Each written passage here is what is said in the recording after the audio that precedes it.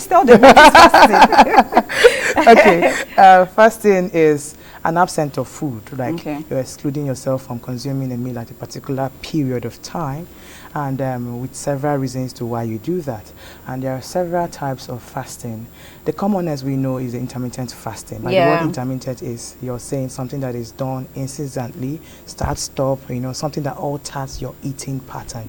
Now, in intermittent fasting, we have the two major types under this, because of course, intermittent fasting is time restricted. And by saying it's time restricted, it's something that works, in hours, something that you have to stretch in time intervals. So we have the 16/8 method. In that aspect, you say the person is sent to be eating for 8 to 12 hours, then the remaining 16 hours it's for fasting, just cover up for the 24 hours.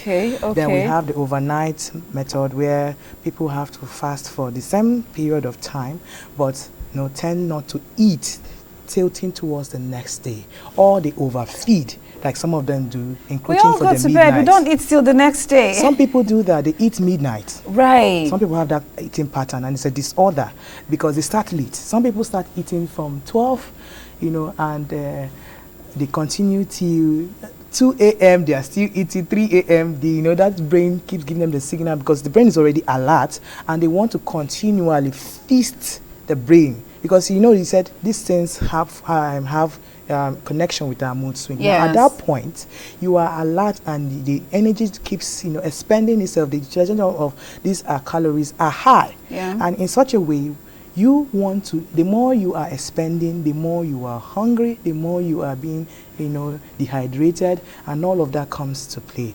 Now, that's for intermittent fasting. Then we have the alternate fasting. The alternate fasting, of course, we know by the word alternating, is a swap. I do this today, and when I stop doing this, I go on to another. Now, by alternating, we said, okay, for the time you're fasting, you tend to reduce what you are going to be consuming. Then once you stop... Wait. For the time you're fasting, you reduce what you're consuming. Once you break the fast. Okay, I'm glad you added that part, because it kind of sounded to me like when if I used to eat like 2 plates, I decide to eat half plates, I'm still fasting. No, but that is when you break the fast. Okay, fine. Please go ahead. So, and once you are not fasting, you tend to add up what you had expended while fasting. Oh, so I know a lot of people that are guilty of that. So I think that is even where most of our religious bodies come in. And they, add it with the dry. Dry means no water, nothing. So you're trying to seek the face of your creator, and you're doing that, and you see that so much is being lost. And once that is lost, once you are off fasting, they push themselves towards eating more. So, and that's for that. And we have the circadian fasting. All right. Now, that is a fasting that has to do with the way the body works effectively, the sleep and the wake up cycle. Now, when you need to eat an hour before you wake up, that means, when the person is to wake up for 6, you have to adjust your timing, maybe 4, 5. Then once you've done that, you've eaten, then continue your fasting for the time you want to, either 8, 10, as the time interval you choose to. Then once you have done that, your body, absorbs the fact that it's getting ready with that fast.